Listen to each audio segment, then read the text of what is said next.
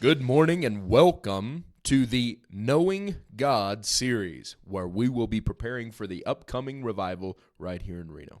Today we're going to look at a few verses in John chapter 10. It's Jesus talking here about the parable of the Good Shepherd, and this is going to tie into knowing God because Christians are like sheep, and Jesus is our shepherd. And we're going to talk about the relationship between the sheep and the shepherd, how the sheep know the shepherd and how the shepherd knows his sheep, and what makes Jesus the Good Shepherd. This and a few more topics we're going to talk about today.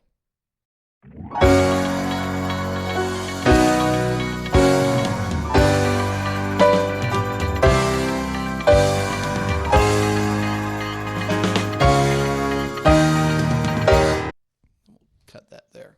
That wasn't bad. I don't think that was bad. That was pretty good. We're going to have more editing than...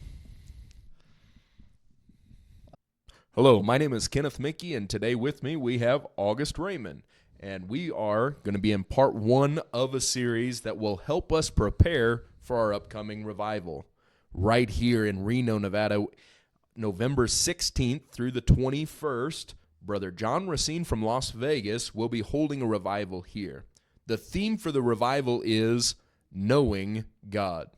So the question is, do you know God? And does God know you? Well, today as we look at knowing God, we're going to be looking in John the 10th chapter. So if you want to turn over to John the 10th chapter, Brother August is going to be reading here in John 10. We're going to be reading verses 11 through 18 of John chapter 10, starting in verse 11. It says, I am the good shepherd. The good shepherd lays down his life for the sheep. He who is a hired hand and not a shepherd, who is not the owner of the sheep, sees the wolf coming, and leaves the sheep and flees, and the wolf snatches them and scatters them. He flees because he is a hired hand and is not concerned about the sheep. I am the good shepherd, and I know my own, and my own know me, even as the Father knows me, and I know the Father, and I lay down my life for the sheep. I have other sheep, which are not of this fold. I must bring them also, and they will hear my voice, and they will become one flock with one shepherd. For this reason the Father loves me, because I lay down my life so that I may take it again. No one has taken it away from me, but I lay it down on my own initiative. I have authority to lay it down, and I have authority to take it up again. This commandment I received from my Father. That's a good passage. It is very good. Yeah. Verse number 11, where you started, it says, I am the good shepherd. So who is the good shepherd? Well, obviously it's Jesus, because that's who's talking here in John chapter 10. It's the red letters of Jesus. But no, you see in verse 7 it says, so Jesus said to them again. So Jesus here, he is talking about himself being the good shepherd. Mm-hmm. So what makes him good? I mean, compared to an average shepherd, why is he saying, I'm the good shepherd? The shepherding and sheep and livestock, I mean, that was something that was very common to those people. It's not like all of the people he's talking to grew up in an apartment and had no connection with that. They could probably look out, either see or hear sheep while he's talking about this, or maybe some of them actually raised sheep or dealt with some livestock there. So what makes Jesus the good shepherd? Well, he says in verse 11 there that the good shepherd lays down his life for the sheep. So the good shepherd obviously lays down his life, and he kind of clarifies that in the next couple verses. You know, in verse 12 he says, he who is a hired hand and not a shepherd, who is not the owner of the sheep, when trouble comes, that guy's going to run. Mm-hmm. Is that his sheep? No. So he doesn't care about the sheep. He's just there to get the shekels. Sure. He's there for a day's pay. It's like someone who works for a company and something happens and they're like, well, you know what? That's not my problem. I don't own the place. I'm not in charge of anything around here. I have no stake in it, so I don't care. So you're saying the big difference would be like Jesus is invested in them, and he cares about his sheep. He loves his sheep. Right. He's willing to provide the best for his sheep and not just get them on to another day. Oh, we throw them some feed and walk away. Right. No, he actually is invested and cares about his sheep. Right. He's invested. He owns them. The hired hand doesn't. He's just there for the money. He could care less about what happens. So that guy, the hired hand, he's not a good shepherd. So like you were mentioning there, that verse 14, I am the good shepherd. Jesus again reminds them that he truly is the good shepherd, not just a average shepherd, but he is the good shepherd. Verse 14, the second part says, I know my sheep and I am known by my own. That's interesting. What would that mean? Well, he kind of talked about this already in the first 5 verses of John chapter 10. He says in verse 1, truly I say to you, he who does not enter by the door into the fold of the sheep, but climbs up some other way, he is a thief and a robber. But he who enters by the door is a shepherd of the sheep. See, the sheep know the shepherd. Because the shepherd always enters the same way every time. Now, these sheep, this guy who's coming in, he's coming in a different way. He's approaching them different. If you look at verses 3 through 5, Jesus is talking about how the sheep recognize the voice of the shepherd. Now, when this stranger tries to call to them, they're not going to recognize him, because that is not the shepherd's voice that they know. And it says in verse 5, a stranger they simply will not follow, but will flee from him because they do not know the voice of strangers. You know, that's interesting. So you're saying they recognize his approach, the way he comes in, and they recognize his voice. You know, this actually kind of reminds me, this last week I was able to take care of some sheep for a neighbor. I really like sheep, enjoy sheep, and enjoy spending time with them, and in fact enjoy eating them. They're good. But sheep, it was kind of fun being able to go over and take care of them. But one night I was putting them away and taking them into their shelter there, and I looked at them and said, it's time for bed, it's time to go home. Right, I looked right at the sheep and told them, it's time to go, it's time to go home. Yeah. And you know what they did? What? Absolutely nothing. Yeah, absolutely nothing. They didn't recognize my voice. My approach that night was not the same approach as their normal shepherd would be, and they saw a difference. And what's interesting is there's people that will approach us. There's people that will tell us nice things or tell us things, but we as God's people need to understand what really is his word, his voice, and his approach. And so, do we know him? Here he says, I know my sheep. Jesus knows us. He knows what's best for us. He knows how to approach us. He knows how to lead us. Like it says there in Psalm 23, he knows which direction to take us. He has our best interests at heart. And so he knows his sheep, knows what's best, and we know him. We know his voice. We know his approach.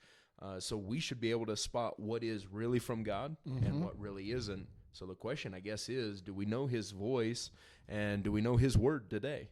True. Okay, continuing on in verse 16, Jesus says, I have other sheep, which are not of this fold. I must bring them also, and they will hear my voice, and they will become one flock with one shepherd. Who is the other sheep, or who are the other sheep? Well, I think he's trying to help them understand that Jesus' picture for the church, Jesus' picture for the kingdom, what he's trying to establish was not limited to one nationality. Here he is talking to the Jews specifically, and he's saying, I have other sheep. Well, Jesus came for the whole world. He came for the Gentiles. He came for you and for me. He came for everyone, and his goal is not necessarily to create all these little different flocks that are all divisive amongst each other, but he created one. He came to establish his church, his kingdom, and his one fold, and his plan includes the whole world. I mean, you think about John 3:16, for God so loved the world. You think about there in John chapter 1, where John the Baptist even says, "Behold, the Lamb of God, which takes away the sin of the world." He's trying to help them grasp this concept that it's not just about them, but yet he came for the whole world, but yet he came so that we could be united into one flock, one church, and one kingdom there. Right. So as we conclude here in verses 17 and 18, this reminds us again about the Good Shepherd. Here he reminds us of his love and that the Father loves Christ and what Christ is willing to do for us. He loves us enough to be able to give his life. That's what makes him the Good Shepherd. And here in verse 18, it reminds us that, hey, this was his choice. He had a will in this, and he chose to fulfill the will of God, chose to be in line with that. Nobody forced him to be the Good Shepherd. And so we see love, we see his choice. I think that sets a wonderful example for us. Yeah, it does. We have a choice. Do we love God? Do we Right. love him enough to know him? Yeah, what were you going to say? Right. Well, I mean, he's saying that he would lay down his life for us. That's what makes him the Good Shepherd. Mm-hmm. A good shepherd is willing to go the distance to make sure that his sheep are taken care of. He's willing to go the distance to make sure they are fed, make sure they're watered, to make sure their well-being is at the front of his mind. Like Absolutely. that parable about the shepherd leaving the 99 to find the one. Jesus is willing to do whatever it takes to bring the whole flock together. Absolutely. So as we wrap up this passage here in John chapter 10 about knowing God and the shepherd and the sheep, we see here the relationship between the sheep and the shepherd, which is our relationship between us and Christ. Now, we have a question.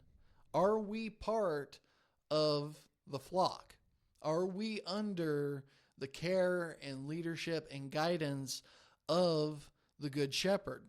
Or are we just a lost sheep astray out in the wilderness, vulnerable to the attacks of wolves and predators? That's a question you have to ask yourself. Well, thank you for joining us today. This is part 1 in our series, Knowing God. We're grateful that you joined us here this morning. When I say part 1 of our series, Knowing God, here we are trying to prepare for our upcoming revival here on November 16th through the 21st. Brother John Racine from Las Vegas will be coming and joining us November 16th through the 21st and helping us with the theme, Knowing God. So that's why we jumped into John 10 today. The Good Shepherd knows his sheep, and the sheep know the Good Shepherd. So our question is, do you know God? And is there anything that you can do to prepare to help know him better? We're going to be looking forward to revival here November 16th through the 21st right here in Reno, Nevada. The address is 1205 North McCarran Boulevard. That's 1205 North McCarran Boulevard, Reno, Nevada. You're welcome to join us live and in person, or join us online and join us at thechurchatreno.com, or you can search The Church at Reno on YouTube and join us there. That's November 16th through the 21st. So just as the sheep know the Good Shepherd, do you know God today? Thank you. Well, that'll do it for the show today. Don't forget to subscribe and hit that bell for notifications so you don't miss out on our next episode. And if you want to see more content like this, don't forget to like and share to all your friends, enemies, and neighbors. We'll see you next time. This show was brought to you by The Church at Reno.